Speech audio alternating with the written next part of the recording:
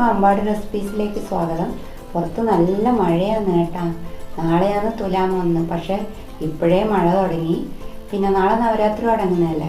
അപ്പം ഞാൻ വിചാരിച്ച് നമ്മുടെ ധാന്യങ്ങൾ, വീട്ടിലുള്ള ധാന്യങ്ങൾ വെച്ചിട്ടൊരു വട ഉണ്ടാക്കിയാലോ എന്ന്. അപ്പം അതെന്തൊക്കെയാണെന്ന് ഞാൻ കാണിച്ചു തരാം. വറലം വെക്കുന്ന പരിപ്പില്ലേ അത്, പിന്നെ നമ്മളെ ഉഴുന്ന പരിപ്പ്, ദോശക്കല്ലെടുക്കുന്ന ഉഴുന്ന പരിപ്പ്, പിന്നെ ചെറുപയർ, പിന്നെ നമ്മളെ കടല. ഈ 4 സാധനങ്ങൾ വെച്ചിട്ടാണ്, 4 ധാന്യങ്ങൾ വെച്ചിട്ടാണ് ഞാൻ ഉണ്ടാക്കുന്നത്. അതിൻ്റെ കൂടെ മറ്റ് ഇൻഗ്രീഡിയൻസ് ഉണ്ട്, അത് വഴിയേ പറഞ്ഞുതരാം. ഇപ്പോൾ ഈ 4 നമ്മൾ കുതിരാൻ വെക്കണം. ഞാനെല്ലാം 2 സ്പൂൺ വെച്ചിട്ടാണ് എടുക്കുന്നത്. അത് നിങ്ങളെ ഞാൻ കാണിച്ചു തരാം കേട്ടോ. അപ്പോൾ ഈ വടക്ക് വേണ്ടിയിട്ടുള്ള അളവുകളാണ് പറയുന്നത്. ഞാനിവിടെ എടുത്തിട്ടുള്ള 2 ടേബിൾ സ്പൂൺ സാമ്പാർ പരിപ്പ്, 2 ടേബിൾ സ്പൂൺ ചെറുപയർ, 1 ടേബിൾ സ്പൂൺ ഉഴുന്നുപരിപ്പ്, സ്പൂൺ കടല. എല്ലാം തുല്യ അളവിലാണ് കേട്ടോ എടുക്കേണ്ടത്. അപ്പം നമുക്ക് ഈ 4 ധാന്യങ്ങളും കൂടി നന്നായി കഴുകിയെടുക്കാം.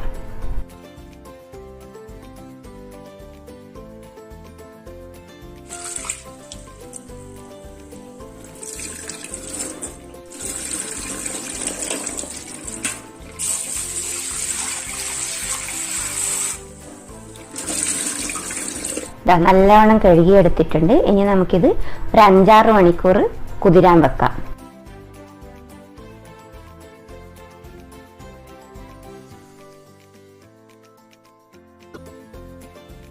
അപ്പോൾ നമുക്ക് കുതിർത്ത് വെച്ചതൊന്ന് തുറന്നു നോക്കാം. ഇപ്പോൾ 5-6 മണിക്കൂർ കഴിഞ്ഞു.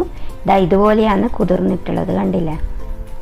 അപ്പം നമുക്കിത് ഒരു പ്രാവശ്യം കൂടി കഴുകിയെടുക്കാം കേട്ടോ. നേരത്തെ കഴുകിയതാണ്, എന്നാൽ ഒരു പ്രാവശ്യം കൂടി കഴുകിയിട്ട് നമ്മൾ മിക്സിയിലെ ജാറിലിട്ട് നന്നായി അരച്ചെടുക്കാം. അപ്പം നിങ്ങളിപ്പോൾ കണ്ടുകൊണ്ടിരിക്കുന്നത് ഞാൻ മിക്സിയിലിട്ട് അരച്ചെടുത്തതാണ്. വെള്ളമില്ലാണ്ടാണ് കേട്ടോ അരക്കേണ്ടത്. പേസ്റ്റ് പോലെ അരയേണ്ട, അതിൻ്റെ ഇടയിലായിട്ട് മതി. ഞാൻ അരച്ചെടുത്തതിലോട്ട് ഒരു വലിയ സവാള ചെറുതായി അരിഞ്ഞത് ഇട്ട് കൊടുക്കുകയാണ്. ഇനി ചേർക്കാൻ പോകുന്നത് 2 പച്ചമുളക് ചെറുതായി അരിഞ്ഞത്. ഇനി അതിലോട്ട് ചെറുതായി അരിഞ്ഞ 1 ക്യാരറ്റ് കേട്ടോ. ഇനി അതിലോട്ട് കുറച്ച് ബീൻസ്, കുറച്ച് കരിവേപ്പില, കുറച്ച് മല്ലിയില ഇപ്പം ഇല്ലെങ്കിൽ കുഴപ്പമില്ല കേട്ടോ. ചേർക്കാൻ പോകുന്നത് ആവശ്യത്തിന് ഉപ്പ്. നമുക്കപ്പോൾ ഇതെല്ലാം കൂടി നന്നായി കുഴച്ചെടുക്കാം.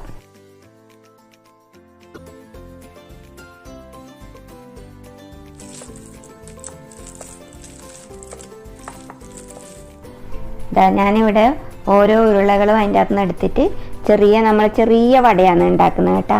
ഓരോരുത്തർക്ക് ഇഷ്ടമുള്ള ഷേപ്പിൽ ഉണ്ടാക്കാം. ഞാനിവിടെ ചെറിയ കുഞ്ഞി വട പോലെയാണ് ഉണ്ടാക്കുന്നത്. അപ്പോൾ എല്ലാം ഇതുപോലെ തന്നെ തയ്യാറാക്കി വെക്കാം.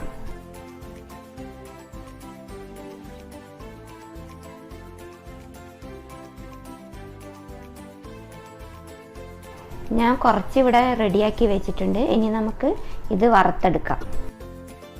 നമുക്കപ്പോൾ ഇത് ചൂടായ എണ്ണയിലോട്ട് ഓരോന്നിട്ട് കൊടുത്ത് വറുത്തെടുക്കാം. പ്രത്യേകം ശ്രദ്ധിക്കേണ്ടത് ലോ ഫ്ലെയിമിൽ വേണം ഉണ്ടാക്കാൻ കേട്ടോ.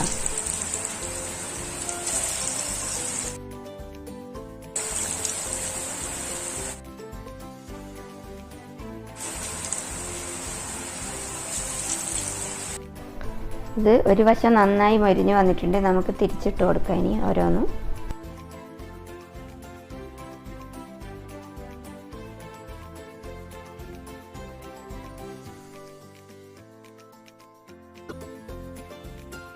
ഇതാ 2 സൈഡും നന്നായി മൊരിഞ്ഞ് വന്നിട്ടുണ്ട്. ഇതൊക്കെ കാണാൻ പറ്റുന്നില്ലേ? നമുക്കിത് ഇനി ഒരു സെർവിങ് പ്ലേറ്റിലേക്ക് മാറ്റാം.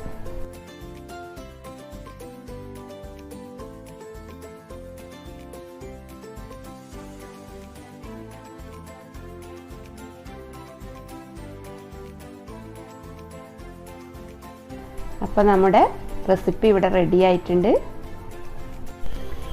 അപ്പോൾ ഈ റെസിപ്പി എല്ലാവർക്കും ഇഷ്ടമായെന്ന് കരുതുന്നു. ഈ നവരാത്രിക്ക് എല്ലാവരും ഇത് ഉണ്ടാക്കി നോക്കുക കേട്ടോ. അപ്പം എല്ലാവർക്കും ഇഷ്ടപ്പെടും. നല്ല സൂപ്പർ ടേസ്റ്റാണ്.